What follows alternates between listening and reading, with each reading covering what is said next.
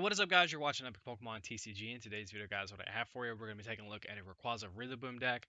Now, this is actually a deck that was talked about before Sword and Shield actually came out, and I thought this would be a cool idea to cover. Unfortunately, though, it has turned into a absolute nightmare because my game keeps crashing. I haven't really got a chance to test this deck, so I'm hoping at least this is a good starting point for you guys. I actually referenced some other lists to see what exactly is being played with this deck because I'm gonna throw my hands up and say that like I didn't know how to build this deck honestly. So I just wanted to see exactly like what other lists look like so I can at least give you guys a good starting point because my game just was not working with me. I don't know what's going on, but it just keeps crashing. Oh man. All right, I'm hoping this is the tech though. Cross my fingers. But if you guys do enjoy the video, please do make sure to hit the hit the thumbs up button. Thumbs up the video for my pain, and subscribe if you're not subscribed. Now, since we all know what Rayquaza does, I figure I'll go ahead and take a look at Rillaboom first. One of the new Pokemon cards out of Sword and Shield, aka the big old giant monkey starter with a drum that I think is awesome. I don't know, it just takes a big old drum to go fight people in it, or Pokemon, excuse me, and it's just awesome. So anyway, it has the ability Voltage Beat, and basically you can just search your deck for up to 2 grass in your card and attach them to one of your Pokemon. So this is just going to allow you to kind of get some energy acceleration, get some attackers pretty much set up right off the bat, then your deck out. And you can even do Hammer In with 2 Voltage Beat. I don't recommend it because there's other attackers in here that are a little better. But still, nonetheless, Rillaboom is a very interesting card, and definitely helps out Rayquaza. Also helps out just other grass Pokemon in general, or Pokemon to take grass energy to attack. So pretty cool. So I guess we can take a look at Rayquaza now. So Rayquaza has Stormy Winds. Now this ability is definitely something that could come back and bite you. I was playing a buddy and he was playing Rayquaza, and I'm not even joking. In one Stormy Winds, he hit his Tapu Koko Prism Star and his Shaymin Prism Star, and he just picked up his cards and was like, okay, next game. So while it's a cool ability, it can still just really hit some very valuable resources. And what you do basically is just when you play them down, you pitch 3 cards off top of your deck, and then you attach a basic energy card from your discard pile to this Pokemon. So while yes, it can get some energy onto the field, you can also just hit some very, very good stuff. So that's just something you guys might want to, just kind of be wary of. Also, with Rillaboom's Voltage Beat, pulling cards out of the deck, you have a higher chance of like hitting your Pokemon trainers and your supporters or items and supporters. Excuse me, that was a Diamond and Pearl in me coming out. So yeah, that's just something to just kind of look out for. But it also has the attack Dragon Break for 30 times the amount of grass and electric energy attached to your Pokemon. So that's pretty much like the general strategy of this deck is just get some energy on the field and Dragon Break. It's a Rayquaza deck. And then we have Tempest GX. You discard your hand and draw 10. This is like Professor's Research, but whenever they were making this card, they sprinkled a little crack in the batch to make it a little better. So instead of 7, you're going to get 10. I guess I can kind of just go down the list as far as like attackers in this deck. So the first one we're going to take a look at is Pheromosa and Buzzwole. And of course, it says Jet Punch because it's Buzzwole. It does 30 and then 30 one of your opponent's bench Pokemon. I miss Buzzwole so much. Oh, I miss Buzzwole. And that's Elegant Soul for 190. Now, this is actually really good because you can just Voltage Beat one time and then manually attach return, or Dance in the Ancients, or just as long as you're able to get a third energy on Pheromosa Buzzwole, you have a 190 attack. But during your next turn, this Pokemon's Elegant Soul attack base is 60. So that's something you guys really want to kind of look out for. Yes, the 190 is cool, but it just kind of turns into 60. It also has Beast Game GX. Now, the thing about this deck is that it can dish out some pretty good damage, but with how high HP is now, you might not be one-shotting stuff unless you're just absolutely going off and you're a god. So Beast Game GX could actually be a very helpful attack.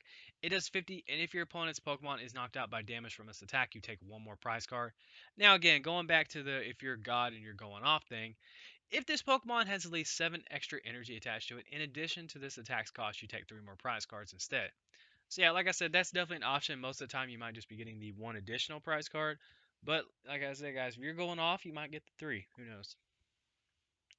But the next card we're going to be taking a look at is going to be, let's look at Shaymin. This is basically Baby Rayquaza. It does the same thing, except it just takes 2 grasses and only gives up 1 prize card. So it is 30 times the amount of basic energy attached to all your Pokemon. It's not as specific, but it's pretty much the same thing.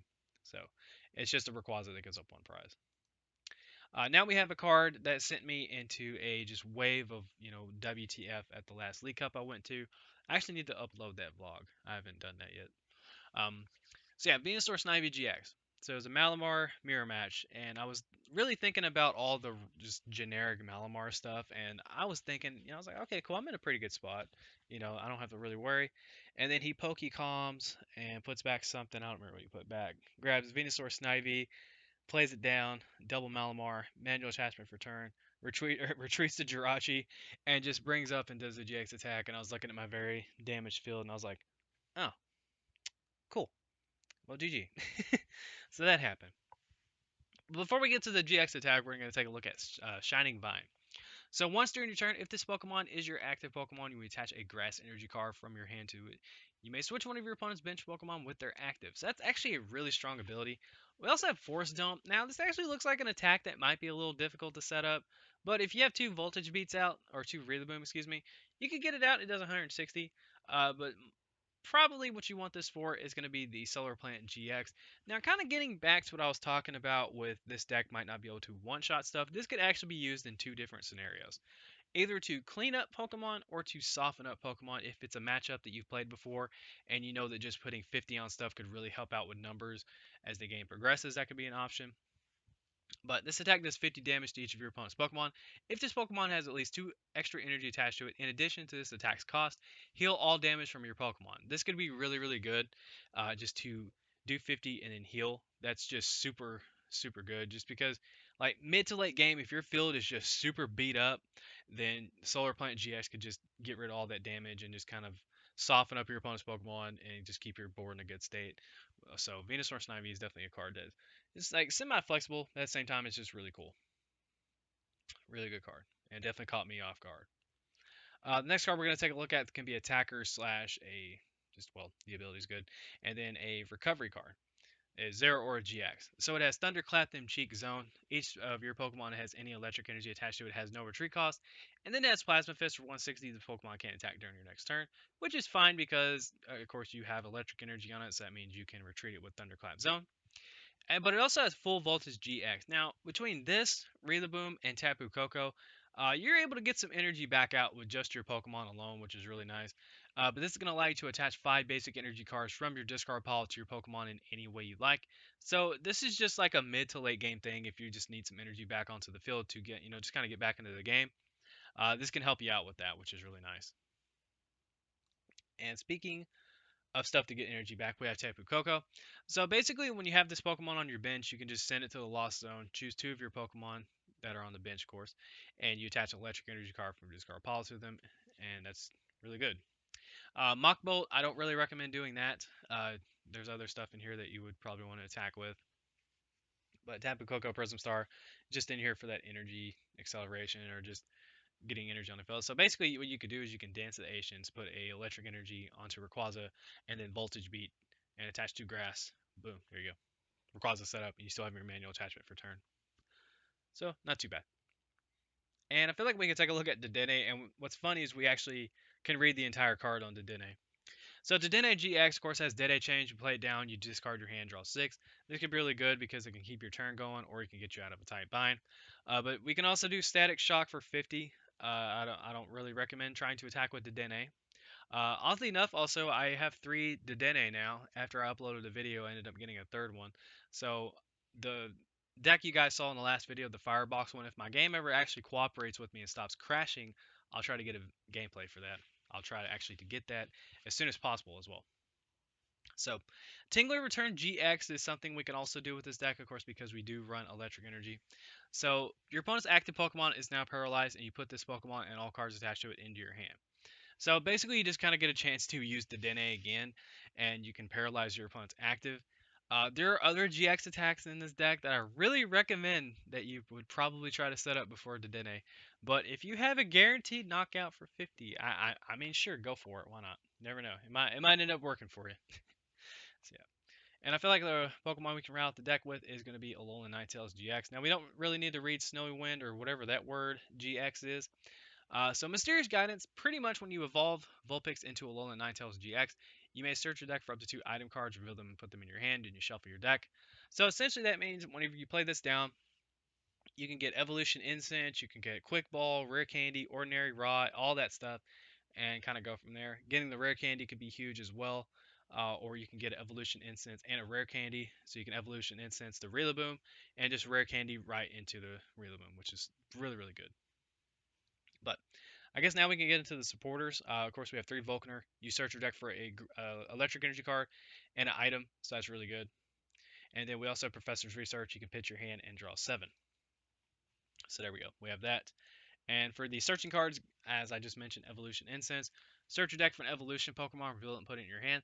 You can grab Ninetales, and you can grab Rillaboom with this card for free, which is really nice. You don't have to do anything. It just has to be an Evolution Pokemon, which is really good. And then we have Quick Ball. So Quick Ball can grab everything except Rillaboom and Ninetales. And if your hand is just horrible, you can go to Quick Ball into a Dedenne.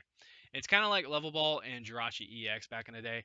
It was like as long as you had a Level Ball in your hand and your Jirachi was in your deck, your hand was still okay because you could just grab a supporter immediately.